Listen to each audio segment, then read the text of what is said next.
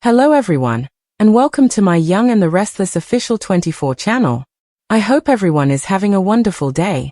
Before we begin, please hit the subscribe button and give this video a thumbs up. A shocked Claire forces Kyle to tell the truth.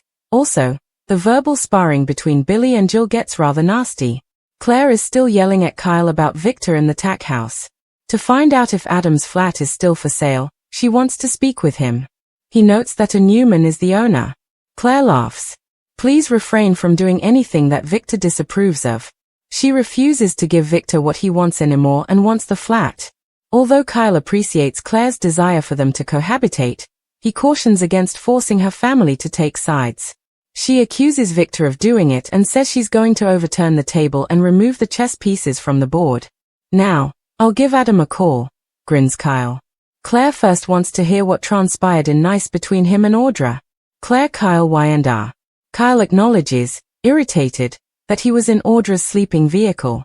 She wants Claire to have doubts about him, he explains. Claire questions Audra's motivation for causing issues. Kyle uses the well-worn phrase, "It's complicated." He is reassured by Claire that she can do it. Reluctantly, he informs her that Victor provided funding for Audra's business since she pledged to disband them. Claire is shocked, but not shocked, and says it's unimaginable. Kyle acknowledges, "To seduce me," when questioned about the real plan. Claire gives a start.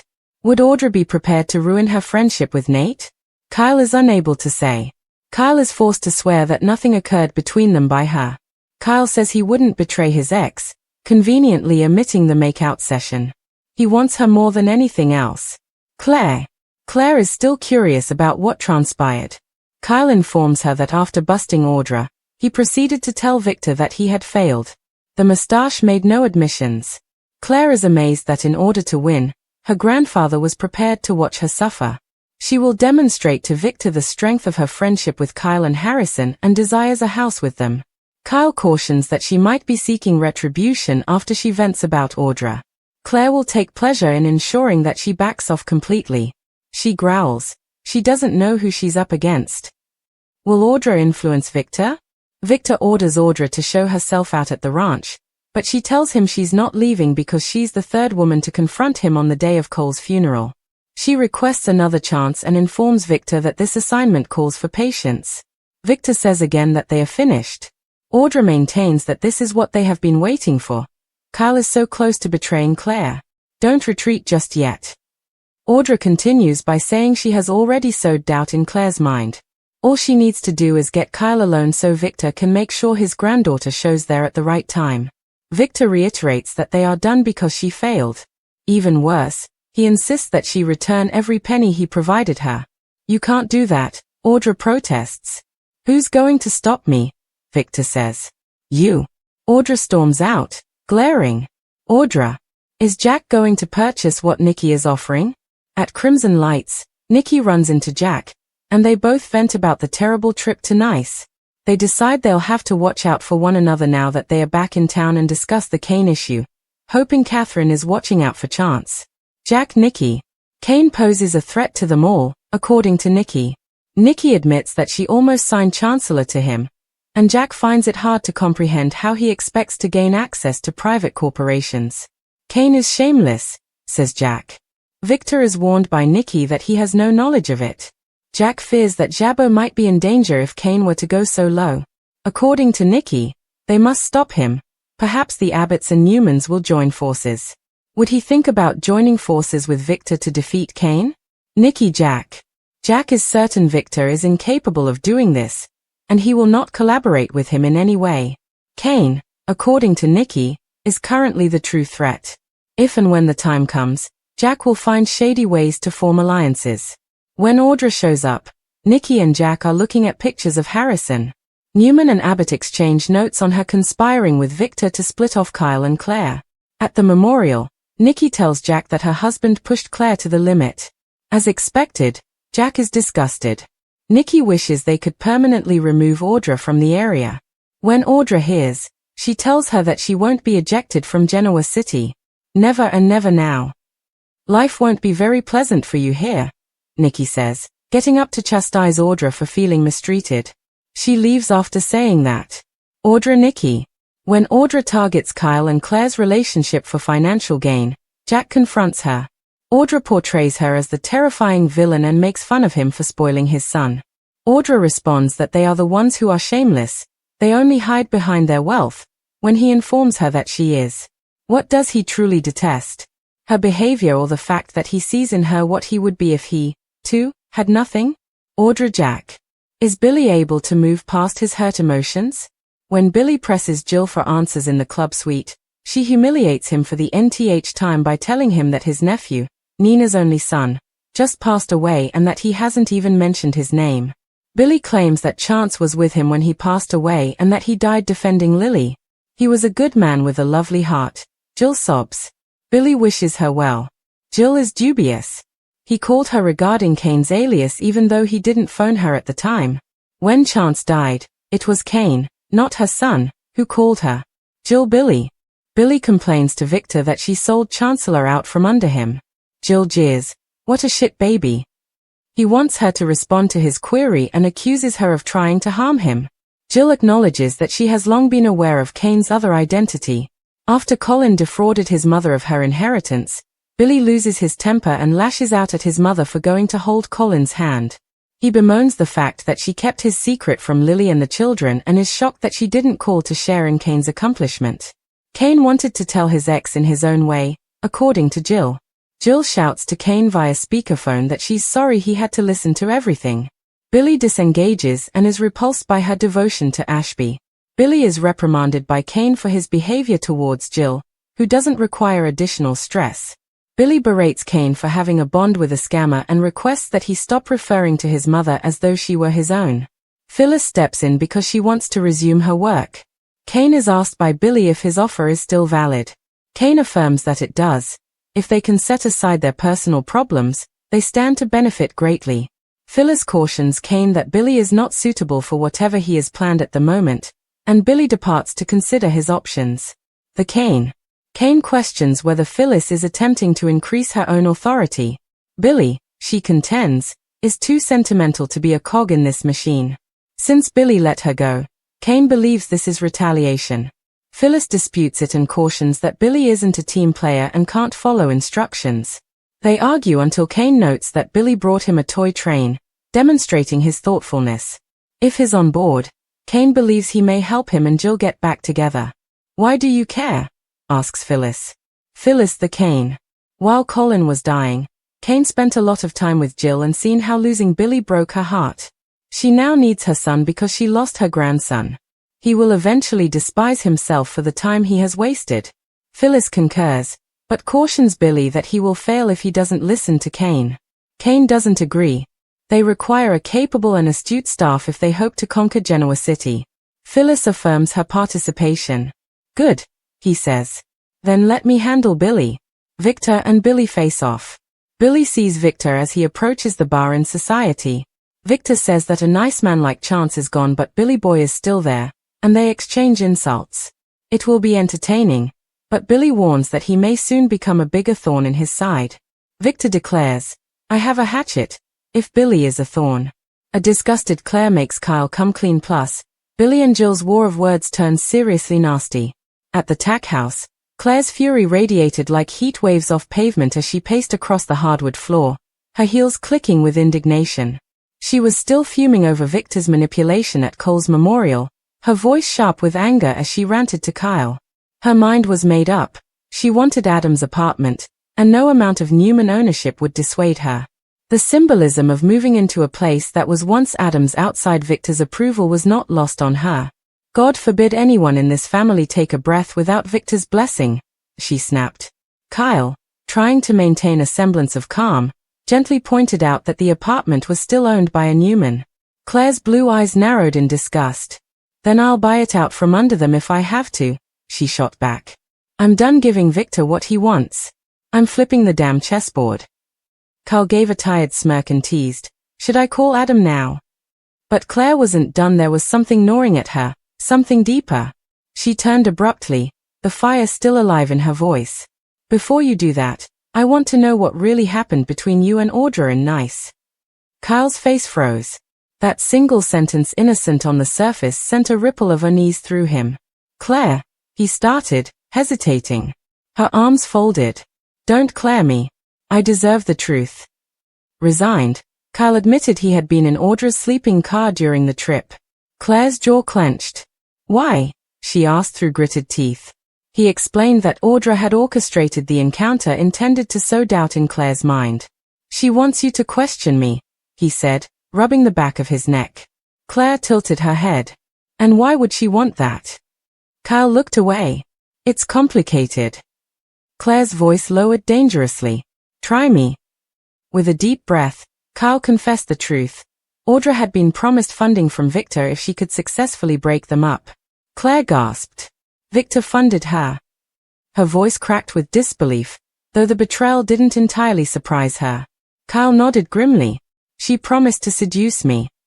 Claire's breath caught in her throat. Was she going to throw Nate under the bus to do that? Kyle could only shrug. I don't know. But it doesn't matter. I swear nothing happened. I wouldn't betray you. You are all I want in the world. Claire's eyes scanned his face. She wanted to believe him, but something still didn't sit right. Tell me everything, she insisted. Kyle recounted busting Audra's plan and then confronting Victor, who predictably denied any involvement. Claire marveled at her grandfather's ruthlessness. He was willing to see me suffer, just to win. She took Kyle's hands in hers. We'll build our home, our family, me, you, and Harrison. And we'll make damn sure Victor knows just how indestructible we are. Her voice trembled, not with fear, but with determination. Claire seethed about Audra. Kyle warned that Audra would not back down quietly. Claire's mouth twisted into a fierce smile. Then I'll make her regret ever trying. She has no idea who she's up against. Meanwhile, at the Newman ranch, Audra's patience was running dangerously thin. Victor stood stoic, telling her coldly to leave. Audra, not one to back down, folded her arms and declared she wasn't going anywhere. She was the third woman to defy him that day, and she refused to slink away in shame. This mission requires patience, she insisted, begging for another chance. But Victor was unmoved. You failed. We're done. Audra's desperation simmered just beneath her composed exterior. Kyle is close to betraying Claire. Just give me one more shot, she pleaded. All it takes is the right moment, and she'll catch him in the act. Let me engineer that moment. Victor's expression remained unreadable. I said we're finished. His voice was final. You'll also repay every cent I gave you. Audra's eyes widened in shock. You can't do that, she barked. But Victor leaned in menacingly. Who's going to stop me? You. Audra's lip curled in fury, but she knew better than to respond. She stormed out, knowing her partnership with Victor had exploded and that she'd need to find another angle to maintain relevance in Genoa City. At Crimson Lights, Nikki approached Jack with a grim smile. Their conversation quickly turned to the chaos in Nice and, more pressingly, the Kane issue. Jack scoffed at Kane's sudden emergence into the corporate battlefield, especially his maneuverings toward Chancellor. Nikki confessed with shame that she almost handed the company over to him. He's dangerous, Jack, she whispered. Victor doesn't know about the near sale. Not yet. Jack frowned. Kane's audacity is off the charts. If he's gunning for Chancellor, Jabot might be next. Nikki floated the idea of a truce between the Newmans and the Abbotts. Would you ever consider teaming up with Victor? She asked hesitantly. Jack scoffed. Not in this lifetime. Nikki reminded him that Kane was the real enemy, and desperate times might call for distasteful alliances. Jack mulled it over. Their moment was interrupted by Audra's arrival. Jack and Nikki stared her down, their mutual distaste uniting them. Nikki clued Jack in on Victor's manipulation during the memorial. Jack's disgust grew. He pushed Claire to the edge. Nikki nodded solemnly. He's playing God again. And Audra? She's part of the plot. Overhearing, Audra sauntered over with a smug smile. I won't be chased out of Genoa City. Not now, not ever, she announced. Nikki stood to her full height. Life here won't be very pleasant for you. With that, she swept past Audra, leaving Jack to confront her. You targeted Kyle and Claire for money? Jack asked, incredulous. Audra rolled her eyes. You all act so holier than thou. At least I own what I am.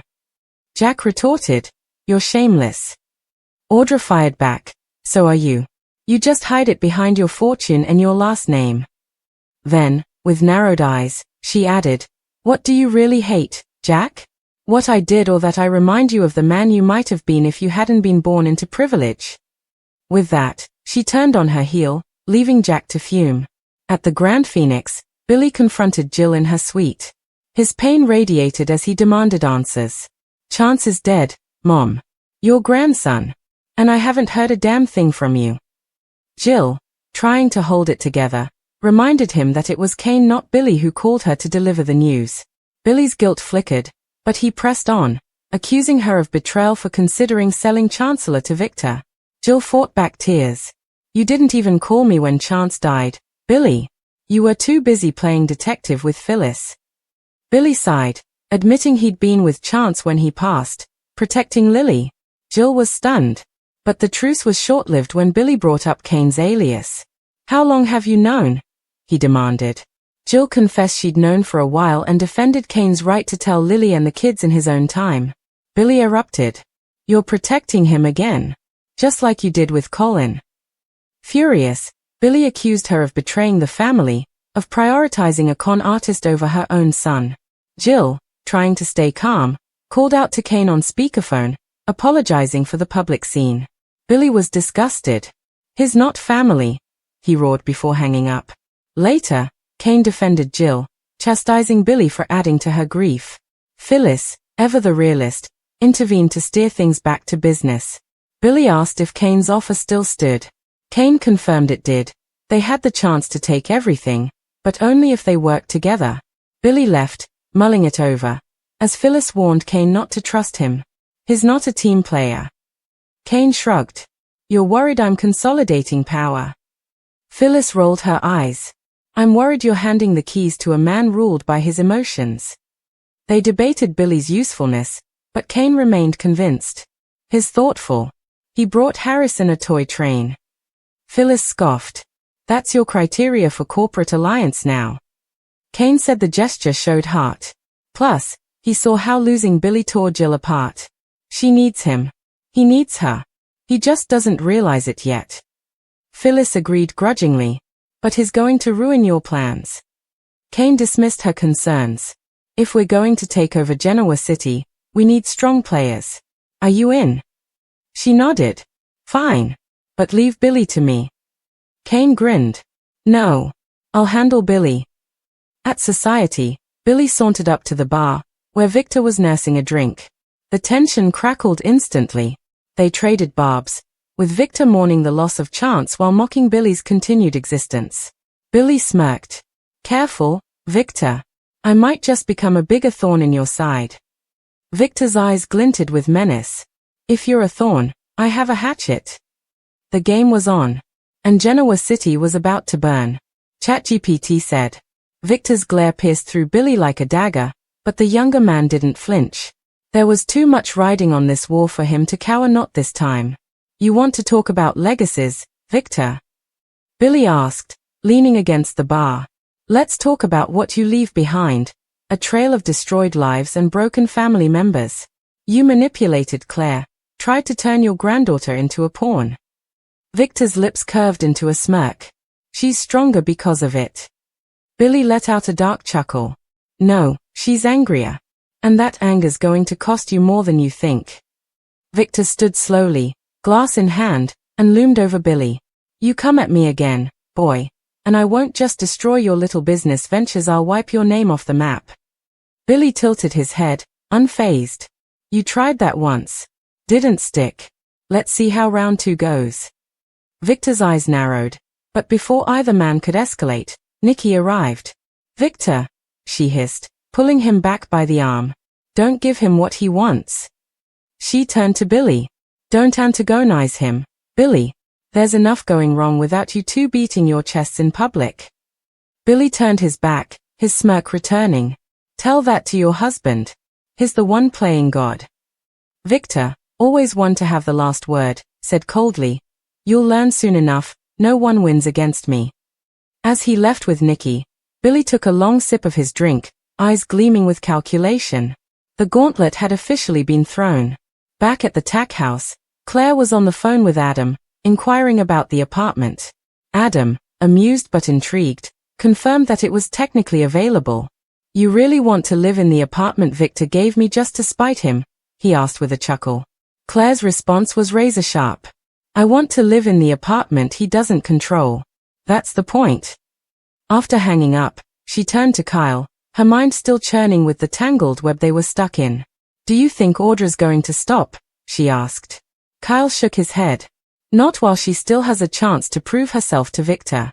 But she's cornered. And dangerous." Claire narrowed her eyes. "Then let's make sure she's got nothing left to fight with."